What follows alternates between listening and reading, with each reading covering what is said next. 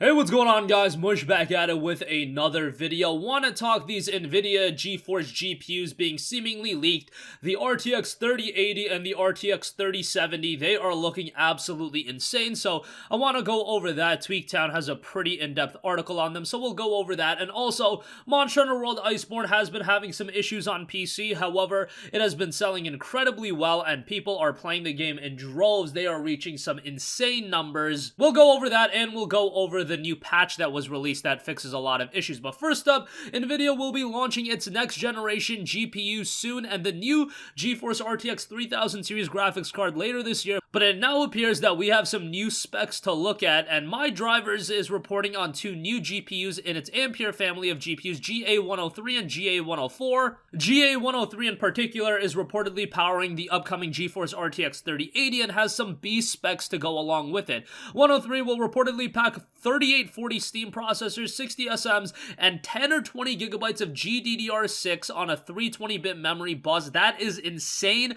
10 or 20 gigabyte VRAM options is pretty ridiculous, as we haven't had a GPU with 20 gigabytes of VRAM, and honestly, that might be a little bit like overextending things. 20 gigabytes just seems a little bit ridiculous and like something we don't even need. However, hey, if we're pushing the boundary a little bit more, am I really going to be the one to complain about that? Not necessarily. GA104, on the other hand, will have 3072 Steam processors, 48 SMs, and 8 or 16 gigabytes of GDDR6, and that'll be on a 256-bit memory bus. This will take the form in the RTX 3070, so a little bit lower than the 3080, but still an incredibly compelling GPU in its own right. We should expect the consumer GA103 cards to have 10 gigabytes of GDDR6, while the pro-level cards in the Quadro RTX 3000 series are the ones to pack 20 gigabytes. NVIDIA could surprise gamers offering up 20 gigabytes on the RTX 3080, but as they noted, that seems highly unlikely. That just seems unnecessary from a gaming consumer standpoint. If you're, picking up one of these editing GPUs, that's one thing, but for a gamer's consumer level GPU, that just doesn't make a lot of sense. So,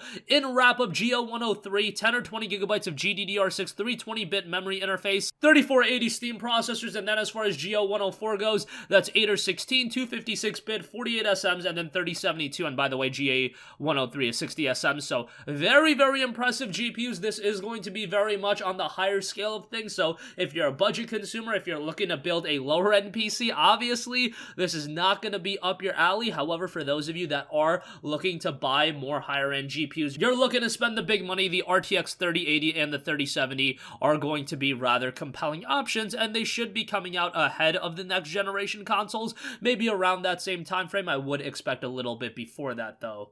Alright, moving on from that, I do want to talk a little bit about Monster Hunter World on PC. This game has been having some issues after the launch of Iceborne, but thankfully, Iceborne is so good that people have stuck around with it, and Monster Hunter World Capcom has gotten so much right with the game, although they did botch the initial release of Monster Hunter World back in August of 2018, so it's a bummer that this seems to be a consistent pattern with the PC release of MH World, and it's coming from Capcom. Capcom is a publisher that I've been so high on. I've been saying so many good things about them. Come on, guys.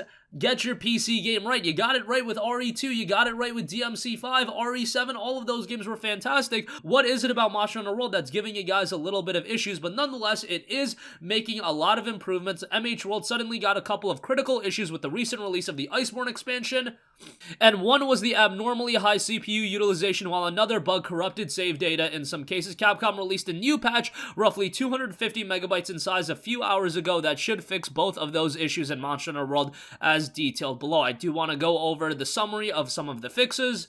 The patch fixes an issue where the save data would not properly convert to the new file format if the player save data and the game has been updated post Kulve Taroth update launch on October 30th of 2018. For those with save data timestamp before the 30th of 2018, any customization done to the configuration will be reset to its default value after applying the new patch. The November 22nd, 2018 title update added a customizable keyboard setup. If you convert from a save data that is timestamped before this November update, the following error message will be displayed, and that is fail to load keyboard setting presets. Data is corrupt. This is a non-issue and can be safely ignored since the user-generated custom configuration data did not exist in the pre-patch save data. The patch should also improve one of the major issues, CPU utilization during active gameplay. Please note the level of improvement may vary and is dependent on individual user PC configuration and hardware components.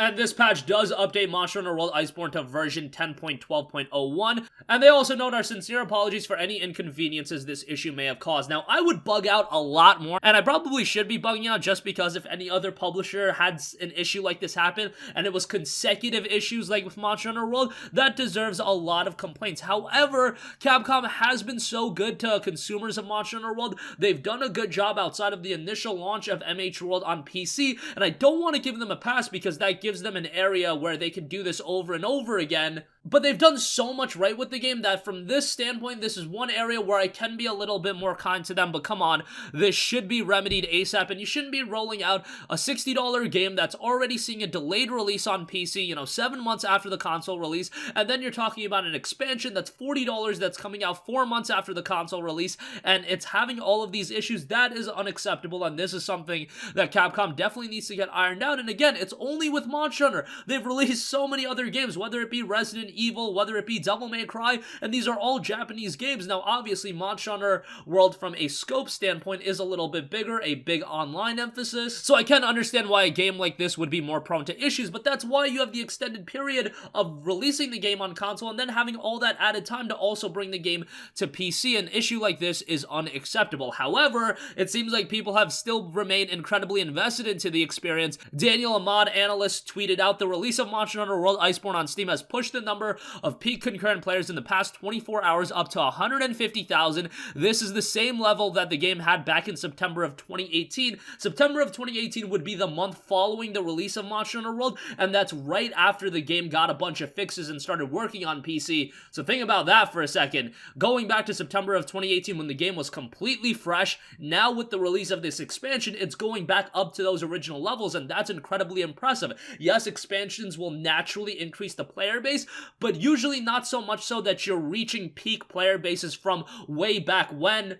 That rarely happens, although we can say that it's a little bit more accustomed now since we just had it happen with The Witcher 3, with the Witcher Netflix series of all things pushing that game's player base up, so that was a little bit crazy. But in this sense, a game like Monster Hunter doing this well, it's great to see. However, it would also be great to see these games working right out of the gate. Thankfully, it's gotten a lot better, but let's hope whatever their next outing is, it does a lot better than what happened with this one and what happened with the initial release of Monster Hunter World. And that's going to conclude this video, guys. Again, the 3080 and the 3070 RTX GPUs are shaping up to be pretty ridiculous. They should be very, very compelling high-end GPUs in Monster Hunter World Iceborne, going through a lot of issues on PC, but a lot of improvements as well, and the player base seems to be very attached to the experience as well. That's going to conclude this video.